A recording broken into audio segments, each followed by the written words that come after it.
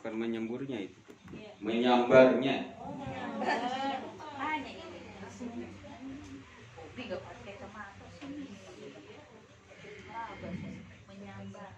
Ya Rabbana umurna ya Tuhanku, perintahkanlah kepada kami nahtobhu, untuk menyambarnya. Sambar langit. Wa qalatil ardu, dan berkata bumi, ya Rabbana wahai Tuhanku, umurna, maka perintahkanlah kepada kami, ya Tuhanku, ya Rabbana ya Tuhan kami, umurna, perintahkanlah kepada kami, nablahu, untuk menelannya. Jadi langit bumi bergetar, ya, sama orang-orang yang berbuat dengan perbuatan kaum Nabi Lut. Maka pantas kaum Nabi Lut itu ditenggelamkan oleh Allah Subhanahu wa taala, ditelan oleh bumi. Ya. Karena ternyata kata Nabi Muhammad di dalam hadisnya, ketika ada perbuatan kaum Nabi Lut, yaitu kaum Sodom, maka langit berteriak memohon kepada Allah untuk menyambarnya, dan bumi juga begitu, minta sama Allah untuk menelannya.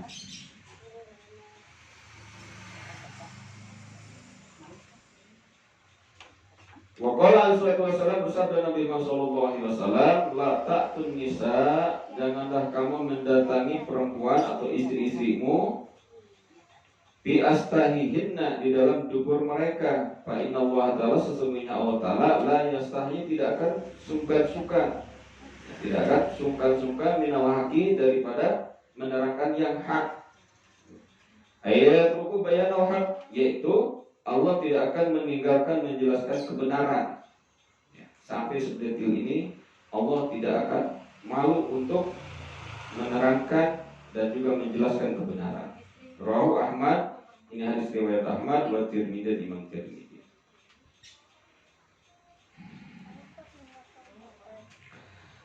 Al-Babu Saminu wal Isruna, dan bab yang ke-28, Fiman isur bil khomri, dalam menerangkan larangan meminum arak. Nah, sekarang lagi heboh, lagi viral, ya, tentang ada, ya, keputusan pemerintah untuk, ya, melegalkan penjualan miras. Ini sangat mengkhawatirkan bagi kita sebagai orang tua, ya, tentang generasi penerus bangsa kita. Kalau sampai ini dijual bebas tanpa ada peraturan, ya, yang melarangnya, maka niscaya nanti generasi-generasi kita akan menjadi generasi alkoholis, alkoholis. Nanti lagu Roma Irama nggak laku lagi, minuman keras apapun bentuknya. Itu udah gak berlaku lagi. Kalau ini sampai benar-benar, ya,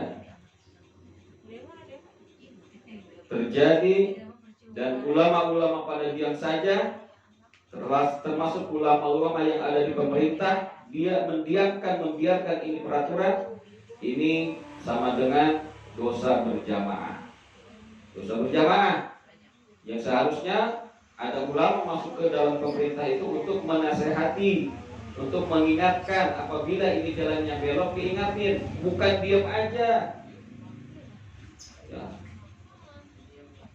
Nah, inilah yang kita khawatirkan, ya, yang sering kita takutkan tentang adanya ulama-ulama dunia, ulama-ulama cuma mengejar kedudukan dan harta. Yang pantas benar kata Imam Al-Ghazali, ya, di dalam kitab Ihya Ulumuddin, rusaknya satu negara, rusaknya rakyat itu karena rusaknya pemerintah, dan rusaknya pemerintah itu karena rusaknya ulama, dan rusaknya ulama karena apa? Sudah dipenuhi hatinya, jiwanya dengan cinta, harta, dan kedudukan. Itu kata Imam Ghazali. Ternyata benar Imam Ghazali. Jadi rusaknya rakyat, rusaknya negara itu karena rusaknya pemerintah. Mahalakatul rakyatu ila bihalakatil mulk. Wa mahalakatul mulk ila bihalakatil ulama. Wa mahalakatil ulama ila biistihla'il jahi wal mal.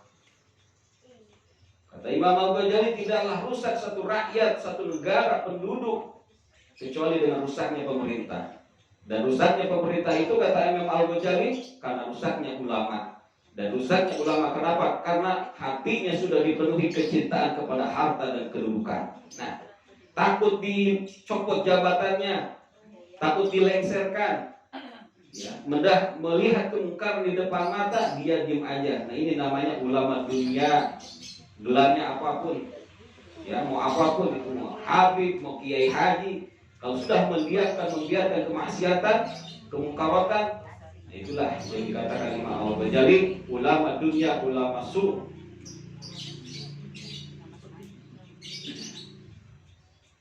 Jangan kalau ketika ada satu kasus tentang masalah jilbab pada teriak ngomong itu ulama, seolah-olah paling NKRI. Giliran ada undang-undang tentang miras pada diem aja.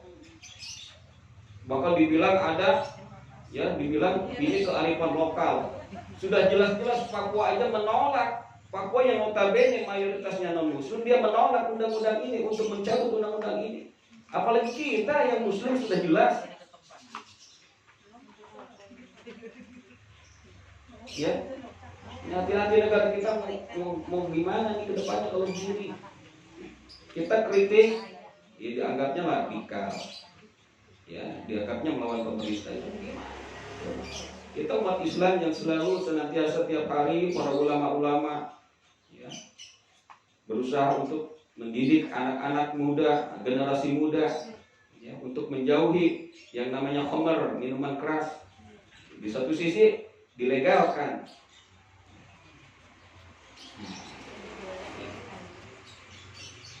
Kalau Nabi Sallallahu Alaihi Wasallam bersabda, Nabi Muhammad Sallallahu Alaihi Wasallam, man sariba, barang siapa yang meminum, man saribal khamro, barang siapa yang meminum arak, minuman keras di dunia, lam yasrabha fil akhirah, maka dia tidak akan meminumnya nanti di akhirat. Kalau di akhirat mah halal, udah bebas. Kita udah masuk surga, pengen arak dikasih. Tapi kalau nanti orang yang senantiasa sering minum minuman arak, minuman alkohol, miras antika di dunia, maka di akhirat dia nggak bakal minum. Lagian arak di akhirat mah nggak jadi orang mabok, nggak kayak di dunia. Arak di akhirat mah nggak jadi mabok.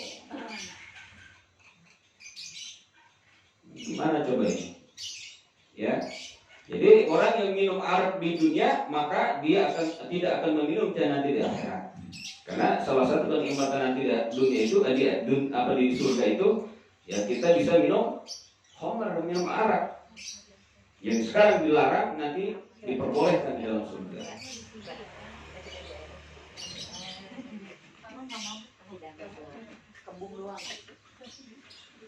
Waqala alaihi salatu wasallam, bersabda Nabi Muhammad sallallahu alaihi wasallam, man saribal khamra, barang siapa yang meminum minuman arak, minuman keras, miras, mumsian di pagi hari, mumsian di sore hari, asbaha, maka dia di pagi harinya musyrikan, menjadi seorang musyrik. Jadi musyrik pagi-pagi kalau sorenya minum arak. Wa man saribal, barang siapa yang meminum arak musbihan di pagi hari, amsa musyrikan, maka di sore hari dia menjadi orang musyrik. Berat, ini termasuk dosa besar. Minuman keras itu termasuk perbuatan dosa besar. Ini malah mau dilegalkan. Masya Allah. Waqala alaihi salatu wasallam, bersabda Nabi sallallahu alaihi wasallam, al-khamru umul khaba'is. Kata Rasulullah, minuman keras itu adalah biangnya perbuatan yang jelek. Jadi perbuatan-perbuatan maksiat yang lain itu biangnya itu apa? Minuman keras. Karena ada cerita, ada seorang ahli ibadah, ya, ditawari perempuan, ya, oleh setan, digoda untuk menyetubi perempuan, dia nggak mau, ya. Lalu ditawarilah minuman keras. Ya, dirayu-rayu dengan berbagai macam alasan. Ya, lalu dia minum itu minuman keras. Maka ketika dia sudah minum minuman keras, dia mabok, itu si perempuan dia zinahi lalu dibunuh. Ya, maka kata Rasulullah, al-khamru umul khaba'is. Arak itu adalah biang yang perbuatan jelek, perbuatan jahat. Jadi kemarin terjadi penembakan tuh di Cengkareng, polisi nembak orang, ya. Ternyata pas diselidiki polisinya lagi mabok. Ya. Kemarin terjadi lagi pemerkosaan, anak memerkosa ibu, ternyata ditangkap anaknya lagi mabok. Terjadi lagi bapak memerkosa anak, pas diperiksa bapaknya lagi mabok. Ini bahaya minuman keras. Ya, kalau sampai dilegalkan mau jadi apa bangsa ini? Andai kata ada keuntungannya dari melegalkan ya minuman keras, harus dilihat lebih banyak manfaatnya apa lebih banyak mudaratnya. Ya, karena jangankan di Indonesia, menurut penelitian WHO, ya, orang yang meninggal akibat miras itu hampir 3 juta per hari. 3 juta per hari. Kata WHO tuh, Badan Kesehatan Dunia. Ini mau dilegalkan. Nah, untuk jelas semua Paman saribah barang siapa yang meminum arak, lam tuqbal sholatuhu arba'ina yawman, maka tidak akan diterima sholatnya 40 hari. Orang yang minuman arak, minuman keras, maka tidak akan diterima sholatnya 40 hari.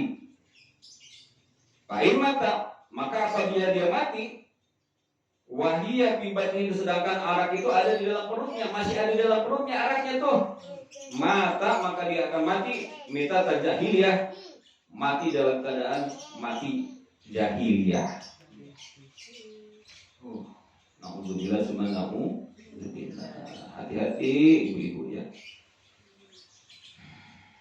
Makanya ya, FPI itu sebelum dibubarkan itu emang konsisten untuk apa? Memberantas kemaksiatan. Semua ketika ada orang-orang yang menjual minum-minuman keras secara ilegal, ya, kita berantas. Dibubarin FPI. Kenapa? Ternyata mungkin ini pesanan dari pengusaha miras supaya dia bebas untuk menjual miras. Kenapa? Yang selalu menghalang-halangi penjualan miras adalah FPI. Pantesan dibubarkan. Ternyata ada ya, penelitian, penyelidikan, ini adalah pesanan dari pengusaha minuman keras. Kayaknya wajar dimusuhin. Ya, masalah wajar dimusuhin. Rawahu Tabrani, ini hadis riwayat Imam Tabrani an Ibnu Umar, dari Abdullah bin Umar wa As bi isnadin hasan, dengan sanad yang baik. Ini hasil hadis hasan.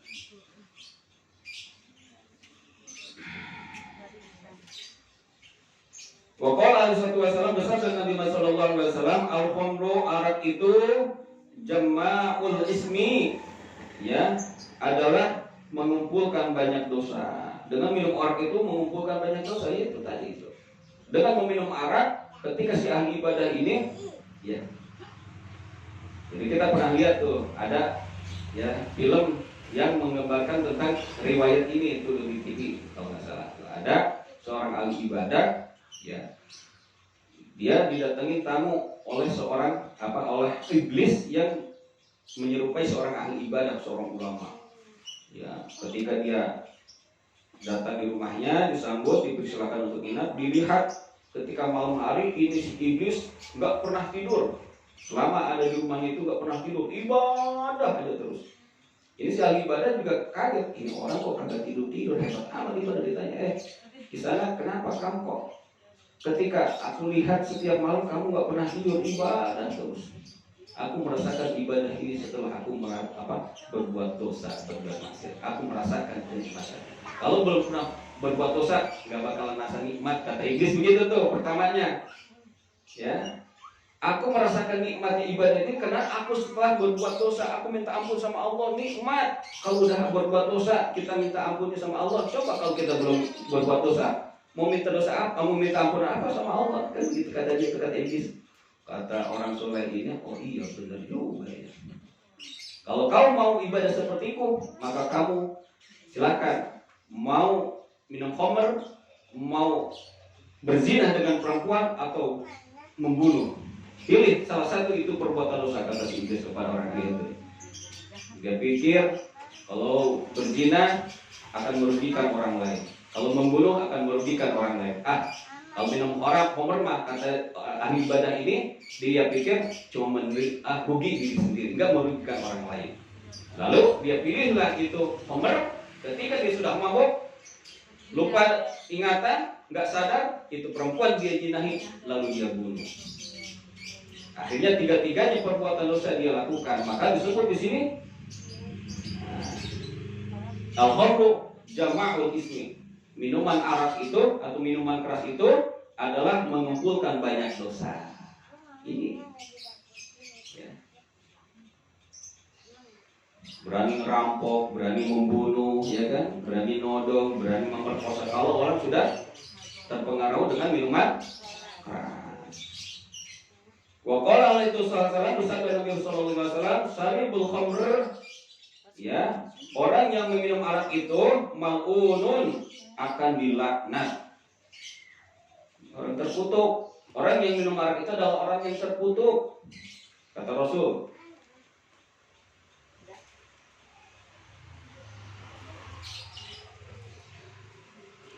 Wa qala alaihi wasallam, bersabda Nabi sallallahu alaihi wasallam, "Saribul khamr," orang yang meminum arak itu ka'abidil wasan, sama dengan penyembah berhala, sama dengan penyembah berhala. Orang yang minum arak itu makanya disebut dosa besar. Saribul khamr itu orang yang minum arak itu.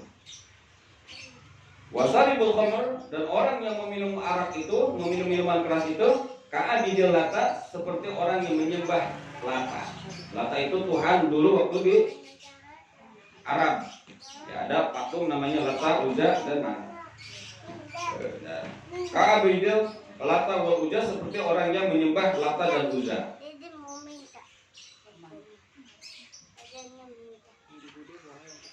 Man saribal khamro, barang siapa yang meminum minuman arak, ya, qala Rasulullah bersabda Nabi sallallahu alaihi wasallam, man saribal khamro, barang siapa yang minum minuman arak, faqad kafara, maka sungguh dia telah kufur, telah kafir bima anzalallahu taala, ya, kepada kitab-kitab Allah yang diturunkan ala anbiya'i, kepada para nabi.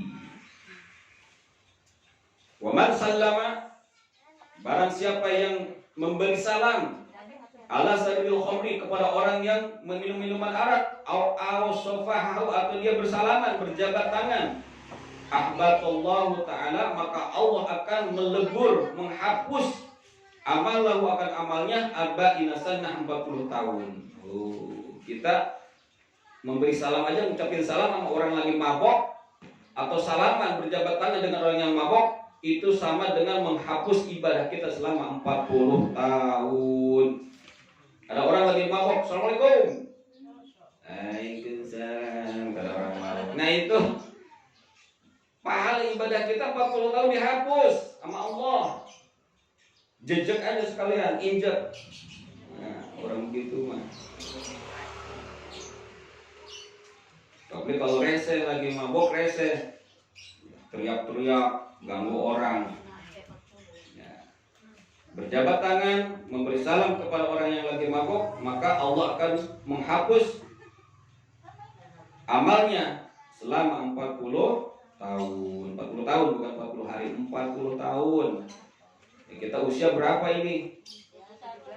Ya baru 30. Kita gitu aja, nggak ada pahala lagi. Wa qala alaihi wasallam, bersabda Nabi sallallahu alaihi wasallam, la yajtami'ul khamru, tidak akan berkumpul arak wal iman, dan iman.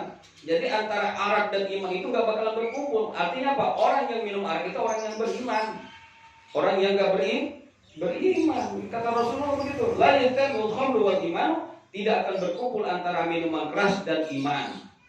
fil qalbi imri'in, di dalam hatinya seseorang, abadan, selama-lamanya. Enggak bakalan bisa orang beriman minum minuman keras.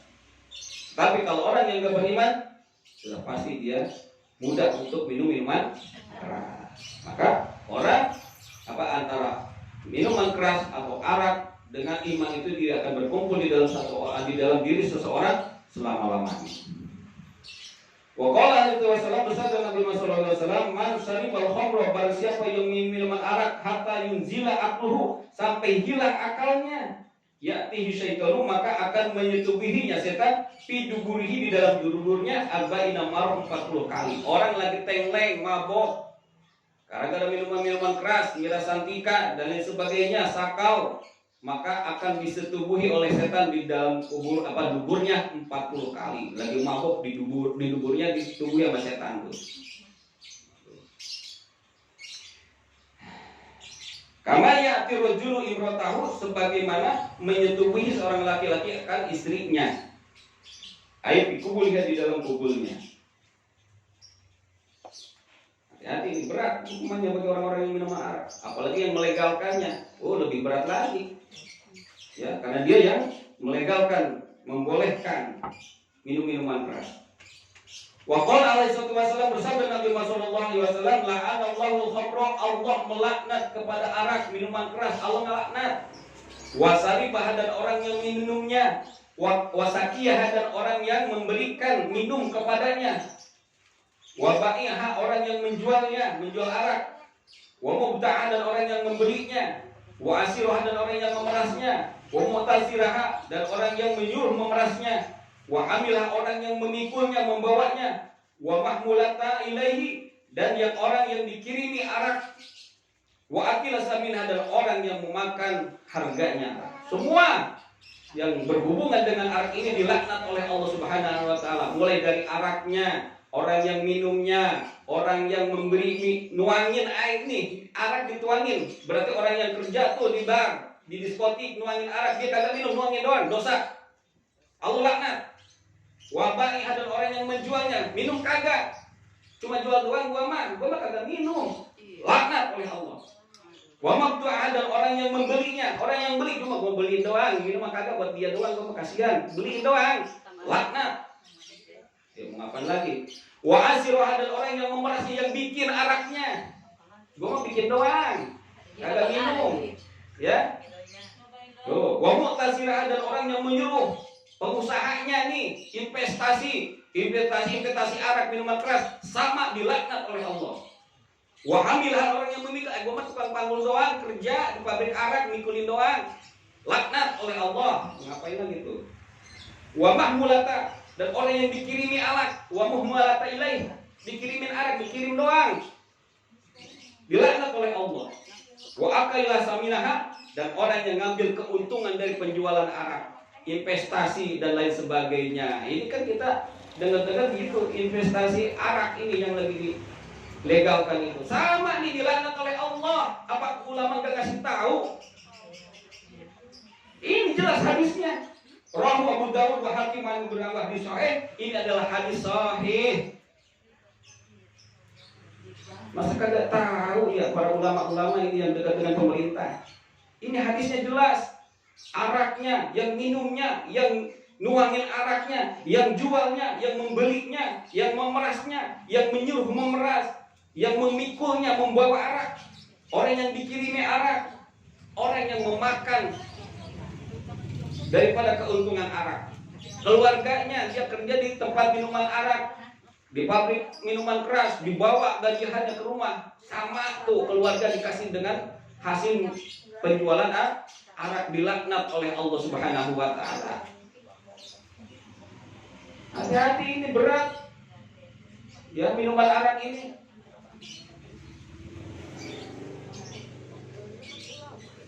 Jelas, Bu. Ya. Kalau perlu ditandai tuh, kalau ada yang bilang boleh itu ada tuh. Semuanya dilaknat oleh Allah. Ya, semua yang berhubungan dengan minuman keras dilaknat oleh Allah, nggak ada ampun dari Allah.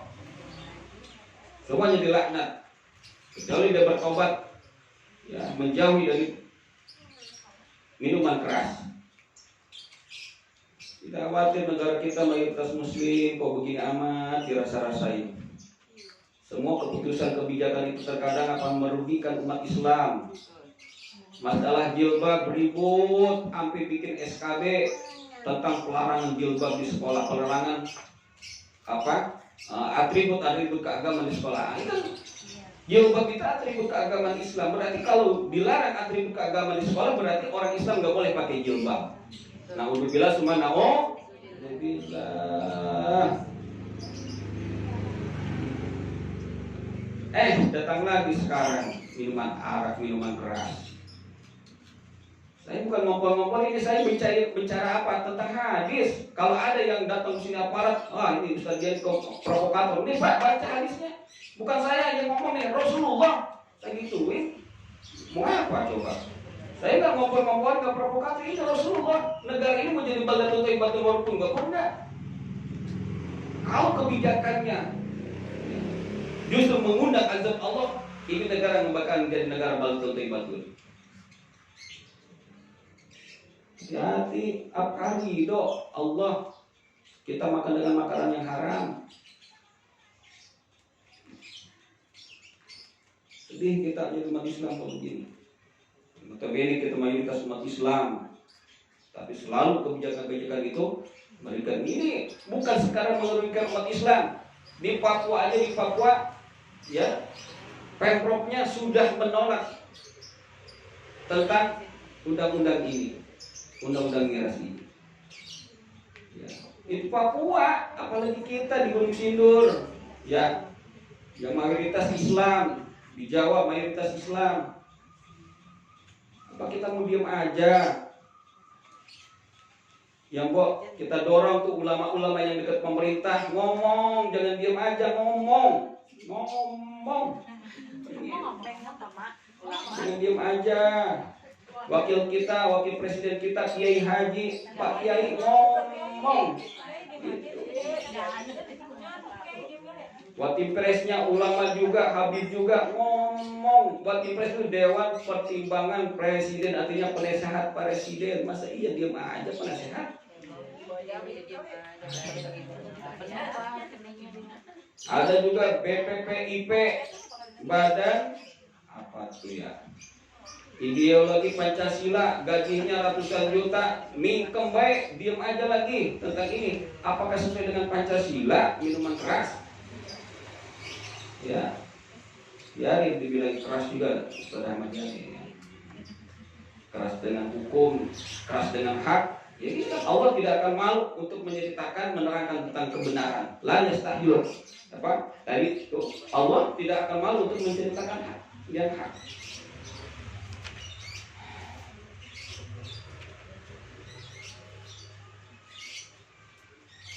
Inna Allah ta'ala yastahi minal haq. Sesungguhnya Allah itu tidak akan malu, tidak akan sungkan-sungkan untuk menerangkan yang hak, menerangkan kebenaran. Ini suatu kebenaran harus kita jelaskan, harus kita ketahui. Ya. Jangan hal yang remeh-temeh dibahas, ya, dibesar-besarin. Ini yang besar menyangkut bangsa, diam aja. Sekarang umat Islam kalau bertentangan dengan pemerintah sebut teroris, radikal, ekstremis. Mau gimana negara ini kalau gini? Homer dibiarkan, dilegalkan.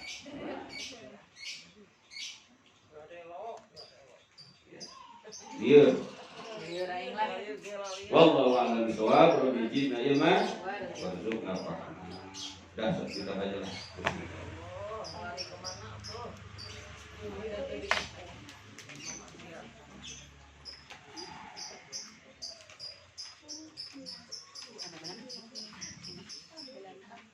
Allahumma sholli ala sayyidina Muhammad wa asfili dhalimin bidhalimin. Allahumma sholli ala sayyidina Muhammad wa asfili dhalimin bidhalimin.